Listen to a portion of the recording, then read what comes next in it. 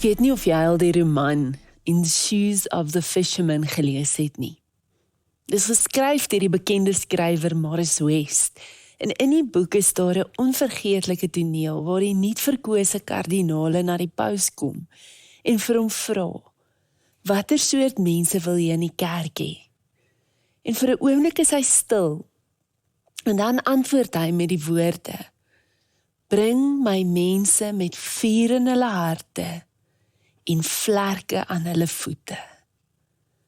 Bring vir my mense met die vuur van die Gees in hulle harte en die vlerke van gehoorsaamheid aan hulle voete. Daardie woorde het na my toe teruggekom, toe ek gaan sit het om hierdie boodskap van vandag voor te berei. En ek dink een van die redes waarom daardie woorde so by my spook, is, en ek weet nie of jy sal saamstem nie, dat ons in 'n lewe leef, 'n historiese oomblik, waar daar soveel dinge is wat daardie vuur in ons harte kan uitdoof. Dink vir 'n oomblik aan sommige van hierdie dinge wat daardie vuur in jou hart uitdoof. Moegheid. Baie van ons is op die oomblik net uitgeput. Pyn in verhoudings, veral wanneer ons worstel in ons verhoudings wat net nie lekker werk nie. Dit kan daai vuur uitdoof. Die voortdurende finansiële stryd waarmee van ons leef, wanneer ons net nie weet hoe ons aan die einde van die maand gaan uitkom nie, kan daai vuur uitdoof. Angs, depressie, om dag na dag met kroniese pyn te leef, kan daai vuur uitdoof. Die oorweldigende uitdagings en lyding wat ons elke dag in hierdie land omring, kan daardie vuur in ons harte uitdoof. En dan miskien bo alles, die hartseer, die smart, wanneer ons iemand verloor wat ons baie diep lief gehad het, aan die dood. En so ek wonder vandag, hoe die vuur in jou lewe brand of nie brand nie. En wat ek jou wil nooi om te doen is om saam met my na daardie eerste Pinkster toe te gaan. Lukas beskryf dit vir ons in Handelinge hoofstuk 2. En ons gaan die eerste 4 verse saam lees.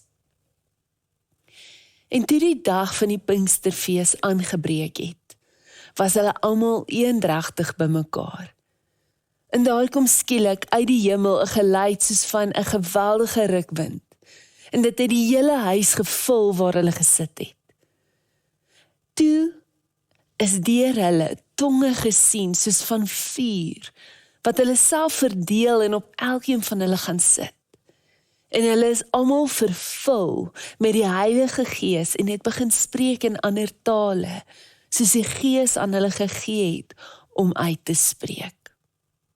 Ons dank die Here vir daardie oomblik in geskiedenis.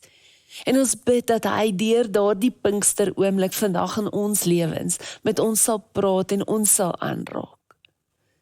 So die disippels hier is by mekaar. Jesus het na die Vader opgevaar met die hemelvaart. En hulle is by mekaar verlangend, wagtend, hopend en biddend dat die Here op 'n nuwe manier in hulle midde sou beweeg. En dan, op die dag van Pinkster, gebeur dit. Ek is so lief vir die manier wat Lukas dit beskryf. Hulle hoor die geluid van die hemel, van 'n harde, geweldige stormwind wat hierdie hele vertrek vul. En dan is daar hierdie frase, en hulle is almal vervul met die Heilige Gees. Hulle is almal vervul met die werklikheid van die Here se lewende teenwoordigheid en sy liefdevolle krag in die hier en nou. En so wil ek 'n paar oomblikke ons nooi om een voet in hierdie verhaal van Pinkster te hou en die ander een in jou lewe vandag. En terwyl ons dit doen, bid dat die Gees vir jou en vir my opnuut sal kom, op 'n vars manier, op 'n werklike manier, en dat iets in ons sal skuif as gevolg van die Gees se koms. Eerstens, die uitnodiging om die vuur van die Heilige Gees in ons harte te ontvang. kyk na daardie teksgedeelte, toe daardie wind deur daardie vertrek geblaas het, toe die Gees gekom en hulle gevul het jy gesien, wat se prentjie gee Lukas daar, 4 tonge, vlamtonge, wat op elkeen neergedaal het. Nou wanneer jy die Bybel aandagtig lees, gaan jy sien dat 4 'n beeld is, wat keer op keer gebruik word om die Here se lewende teenwoordigheid en liefdevolle krag te beskryf. Herhaaldelik op die bladsye van die Bybel kom hierdie simbool van vuur na ons toe. Die Here kom na Abraham in 'n rokende vuurpot. God praat met Moses deur 'n brandende bos. Hy lei die Israeliete met 'n wolkkolom bedags en 'n vuurkolom snags. Geen wonder dat die Here beide in die Ou Testament en in die Nuwe Testament beskryf word as 'n verterende vuur nie.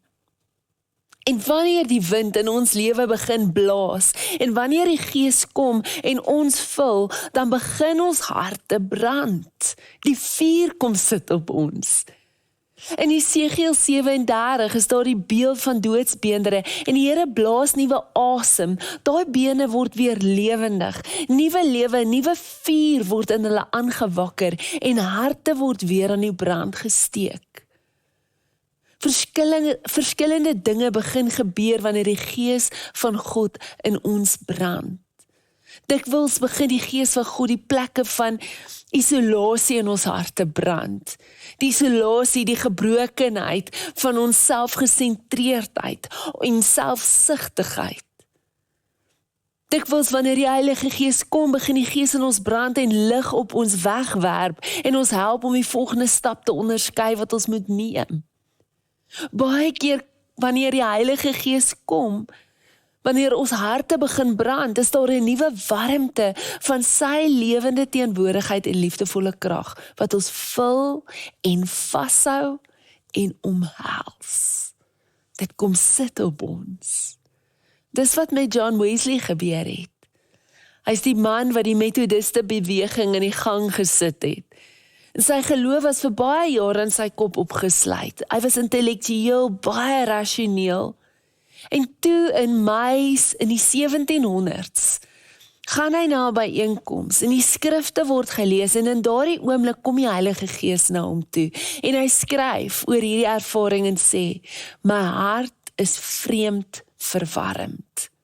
Sy hart het weer begin brand, soos daai Emmausgangers in die teenwoordigheid van die Gees van Jesus, wie sy harte begin brand het sy hart begin brand. En ek wonder wat vandag in jou hart aangaan. Ek wonder of dit koud en leweloos en nie responsief geword het, unresponsive. Sou dit nie die wonderlikste ding wees, as op hierdie Pinkstersondag die Heilige Gees kan kom en jou hart weer laat brand nie.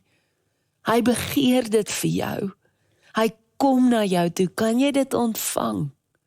Kan jy die vuur van die Gees ontvang? En dan begin lewe met die vuur van die Heilige Gees.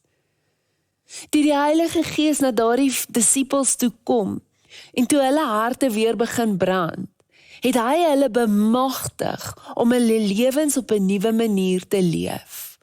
Ons kan amper sê dat hulle nou die vuur in hulle harte gehad het, die vuur van die Gees, en aan hulle voete het die vlerke gekom van nuwe gehoorsaamheid. Amper soos in daai boek wat ek in die begin genoem het, van Morris West. Wanneer jy die boek van Handelinge lees, kan jy raak sien hoe hierdie disippels bemagtig is. Die Gees het hulle bemagtig met 'n nuwe vrygewigheid. Hulle was in staat om hulle hulpbronne op 'n wonderlike vrygewige manier te deel. Dikwels is vrygewigheid 'n teken dat die Gees in die werk is. Hulle is bemagtig om hulle geloof aan ander oor te dra op 'n manier wat eg en lewenskragtig was. Hulle is bemagtig om oor die rasse en kulturele verdelings van hulle dag te strek. Hulle het 'n versoenende volk geword. Hulle is bemagtig om die Gees se leiding te volg waarheen die Gees hulle ook al gelei het. Maar bo alles Bo alles is hulle bemagtig om God lief te hê. En die rondom hulle op 'n nuwe, diep manier. En dit is die sekerste teken van die vuur van die Gees in ons harte. Die vuur van die Gees is altyd die vuur van God se liefde. Dit bemagtig ons om dieper lief te hê. En dit is waarom wanneer ons met die Gees vervul is, die eerste mense wat dit sal raak sien, die is wat die naaste is aan ons, want hulle sal op 'n nuwe manier geliefd voel. Ek sal nooit vergeet nie, ek het 'n egpaar geken en die man was baie intellektueel, baie rasioneel denkend en bietjie op 'n afstand. En ek sal nooit vergeet hoe die Heilige Gees hom aangeraak het nie. Hoe die Heilige Gees hom baie diep in 'n tyd van gebed en bediening gevul het. En ek onthou hoe ek eendag met sy vrou gepraat het, sy is 'n eiendomsagent en ek vra vir haar, so, hoe gaan dit met jou man? En sy sê, jy weet, dis nogal vreemd. Hy is minder godsdienstig en baie meer liefdevol. Dis wat die Gees doen. Dis wat die Gees ons bemagtig wanneer ons lewe met die Gees gevul is om dieper lief te hê. En die wat naby ons leef, gaan dit eers te voel en beleef. Groei die liefde in jou lewe, soos jy die Gees ontvang. En dan word vervul met die Heilige Gees. Die Heilige Gees is in staat om na daardie disippels te kom, omdat hulle gereed was, hulle was oop, hulle het 'n verlange gehad dat die Here op 'n nuwe manier in hulle lewens sou beweeg. En ons moet dit begryp. Die Here is nie opdringerig nie. Hy gaan nie jou lewe inbreek op jou lewe maak nie. Hy gaan nie die Heilige Gees op ons afdwing nie. Hy wag dat ons sal oop wees. Werklik oop sal wees. En jy mag dalk vir my sê, en dis 'n goeie vraag, kan jy net bietjie prakties hier raak, Melissa? Hoe word ek oop sodat die Gees van die lewende God my kan vul? En ek wil 2 werkwoorde vir jou gee. Maak hierdie werkwoorde deel van jou alledaagse lewe. Die eerste ene is vra. Vra met verwagting. Jesus het gesê, die Vader gee die Heilige Gees aan elkeen wat vra. Vra is die eerste reël van die koninkryk. Om hom vir die gawe van die Heilige Gees te vra, maak jou hart oop sodat die Gees in 'n dieper mate aan jou gegee kan word. En die ander een is ontvang. Ontvang met dankbaarheid. Jy onthou miskien Jesus saam met die disippels in daai verboorvertrek toe hy die Gees oor hulle geblaas het en hy vir hulle gesê het, ontvang die Heilige Gees. Ons ontvang in eenvoudige vertroue en in eenvoudige geloof. Soms is die koms van die Gees in ons lewe dramaties en skielik. En soms, en ek dink meer gewoonlik as anders, kom op 'n stil manier, verborge na ons toe. Maar hoe ook al hy kom, en hoe ons ook al met die Gees gevul word, sal nie lank wees voordat ons die uitwerking van die Here se lewende teenwoordigheid en die Here se liefdevolle krag in ons lewe sal kan onderskei nie. Ons sal weet dat ons weet, iets is anders. So ek weet nie in watter situasie jy op die oomblik is nie. Ek weet nie wat dalk die vuur in jou hart uitgedoof het nie, maar vandag is Pinkster. En vandag is 'n dag vir ons om te vra en om te ontvang, sodat ons harte weer aan die brand gesteek kan word, sodat ons voete die vlerke van gehoorsaamheid kan hê, en so mag Pinkster vandag weer gebeur vir jou, en mag dit weer gebeur vir my. Kom ons bid saam. Here, ons dankie vir die gawe van u Heilige Gees. Vandag kom ons na u toe in ons eie nood, en ons vra vir die gawe van u Gees om ons te kom vul. Mag die wind in ons lewens kom blaas, mag ons harte weer begin brand. En terwyl ons vra vir die gawe van u Gees, liewe Here, vir ons ook vir die geloof en die vertroue om u Gees dieper in ons lewe te ontvang. sodat ons mag weet, dat ons weet, soos nog nooit tevore wat ons geweet het nie, dat ons in U leef en U in ons. En dit is die gebed van ons hart, Here. Met alles wat ons het, offer ons dit met liefde, met verlange in ons harte, in die naam van Jesus Christus. Amen. Amen. 'n vreugdevolle Pinkster vir jou. Aan hom al die eer wat magtig is, om julle van elke struikeling te bewaar, en julle sonder gebrek voor sy heerlikheid te stel. Amen.